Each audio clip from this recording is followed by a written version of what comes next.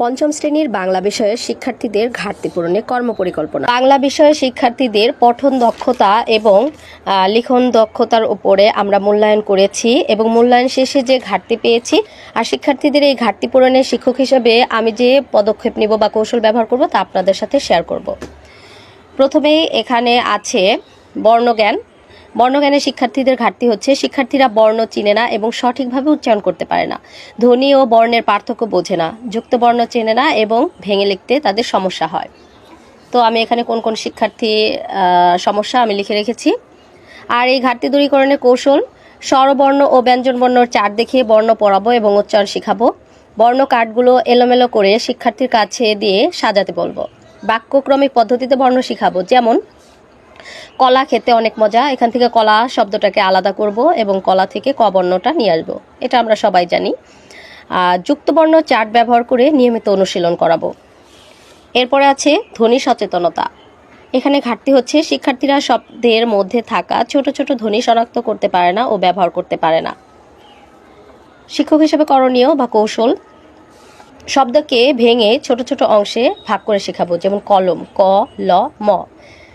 বিভিন্ন খেলার মাধ্যমে শেখাবো, যেমন ক ধ্বনি যদি শেখাই শিক্ষার্থীদের বলবো চলো আজকে আমরা একটা খেলা খেলবো, আমি কিছু শব্দ বলবো যেগুলো ক দিয়ে শুরু হয়েছে, তখন তোমরা হাত তুলবে।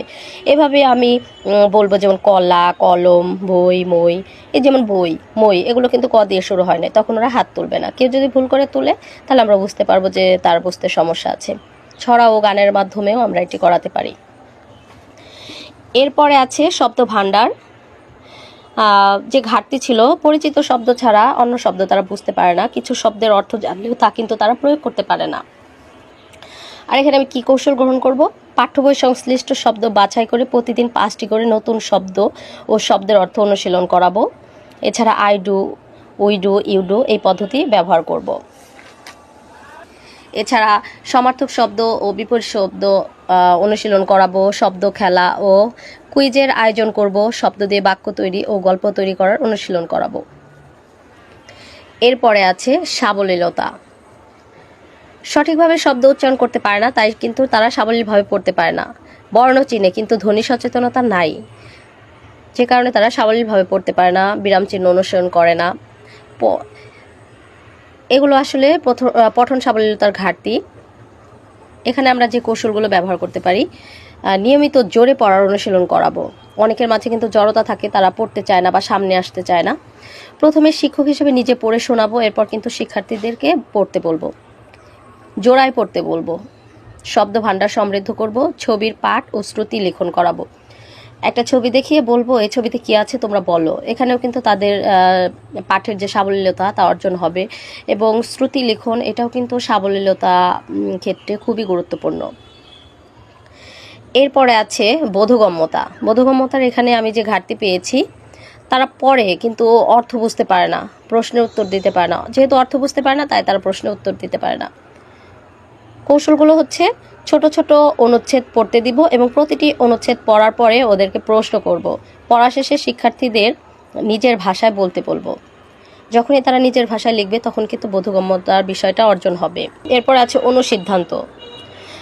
পাঠ্যাংশ পড়ে ও অর্থ বুঝতে পারে না, নিজস্ব মতামত বা সিদ্ধান্ত নিতে পারে না। কৌশলগুলো হচ্ছে ছোট গল্প, অনুচ্ছেদ বা কবিতা পড়ার পর প্রশ্ন করব, যেমন যদি বৃষ্টি পড়ে তবে রিমা স্কুলে যাবে, যাবে কি না, কেন যাবে বা যাবে না কেন। এতে শিক্ষার্থীর চিন্তা ও অনুমান করার ক্ষমতা কিন্তু বাড়বে। ছবি দেখেও আমরা প্রশ্ন করতে পারি, এতেও কিন্তু শিক্ষার্থী চিন্তা করবে, তাদের ব্রেন স্টর্মিং হবে। তো পঠন দক্ষতার পরে আছে লিখন দক্ষতা, আর লিখন দক্ষতার প্রথমেই কিন্তু আছে সঠিক প্রবাহ। আর এখানে আমি আমার শিক্ষার্থীদের ঘাটতি পেয়েছি, তাদের লেখা কিন্তু অসংগঠিত, এক বিষয়ের সাথে আরেক বিষয়ের কোনো সংযোগ নাই, বাক্যের মধ্যে বিরতি ও যোগসূত্রের অভাব। কৌশলগুলো কি, আমি যে কৌশল গ্রহণ করব, তাদেরকে বাক্য সাজানোর খেলা খেলাতে পারি, ধারাবাহিক গল্প লেখার চর্চা করাতে পারি, শুরু, মাঝে ও শেষ দিয়ে লেখা অনুশীলন করাতে পারি। এরপরে ছিল সঠিক আকৃতি। ঘাটতি হচ্ছে বর্ণগুলো অস্পষ্ট ও আকৃতি সঠিক নয়। কৌশল হচ্ছে লাইনে লেখা চর্চা করাবো, তাদের যে দাগটানা খাতাগুলো আছে খাতাগুলোতে লেখানোর চেষ্টা করব। প্রতিটি বর্ণ আলাদা করে বোর্ডে লিখে অনুশীলন করাবো। এরপরে ছিল সমান্তরাল। ঘাটতি হচ্ছে এলোমেলো আঁকাবাঁকা লেখা, লেখার মধ্যবর্তী, যেমন একটি শব্দ থেকে আরেকটি শব্দের মাঝে অনেক ফাঁকা, আবার দেখা যায় লেখাগুলো একদিকে কাত হয়ে আছে, এরকম অনেক ঘাটতি আছে। তো ঘাটতিগুলো কিভাবে পূরণ করব? লাইনের খাতায় লেখা অভ্যাস করাবো, হাত ও খাতার অবস্থান ঠিক রাখার অনুশীলন করব। অনেকে কিন্তু খাতা ঠিকভাবে ধরতে পারে না বা কলম ঠিকভাবে ধরতে পারে না, যে কারণে তাদের এই ঘাটতিগুলো থাকে। এরপরে আছে মাত্রা ও বানান। ঘাটতি হচ্ছে মাত্রার তারা ভুল ব্যবহার করে, যেমন অর্ধমাত্রা, পূর্ণমাত্রা, মাত্রাহীন, এগুলো তারা জানেই না। আবার বানান ভুল করে। কৌশল হচ্ছে আমাদের যে 50টি বর্ণ আছে তার মধ্যে যেমন 32টি পূর্ণমাত্রা, 10টি মাত্রাহীন, 8টি অর্ধমাত্রা, এগুলো তাদেরকে অনুশীলন করাবো। প্রতিদিন 5 থেকে 7টি করে নতুন শব্দ লেখার অনুশীলন করাবো। আমার কাছে মনে হয়েছে এভাবে করালে হয়তোবা তাদের এই ঘাটতিটা পূরণ হবে। এরপরে আছে বিরাম চিহ্ন। এখানে তাদের ঘাটতি আছে, লেখার সময় সঠিক বিরাম চিহ্নের ব্যবহার করতে পারে না। আর এই ঘাটতি পূরণের কৌশল হচ্ছে বোর্ডে বা পোস্টার পেপারে সবগুলো বিরাম চিহ্ন প্রদর্শন করব এবং কোনটির কি ব্যবহার তা বলবো এবং অনুশীলন করাবো। সর্বশেষ ছিল ব্যাকরণ জ্ঞান। এখানে ঘাটতি হচ্ছে তারা সঠিকভাবে বাক্য গঠন করতে পারে না। আর এই ঘাটতি পূরণের কৌশল আমার কাছে মনে হয়েছে তাদেরকে ছবি দেখে বাক্য লেখানোর চর্চা করব, এলোমেলো শব্দ দিয়েও করাতে পারে, যেমন এইভাবে দিলাম বই পড়ছে রিমা, তাহলে তারা এটা সাজিয়ে লিখবে। তারপর যাই, বাড়ি, আমি। আর ওদের পাঠ্য বইয়ের যে ব্যাকরণের যে অংশগুলো আছে সেগুলো নিয়মিত অনুশীলন করাবো, তাহলে তাদের এই ঘাটতিগুলো আসলে পূরণ হয়ে যাবে। তো এই তো ছিল মূলত 5ম শ্রেণীর বাংলা বিষয়ে শিক্ষার্থীদের যে ঘাটতি, সেই ঘাটতি দূরীকরণের আমার কর্মপরিকল্পনা।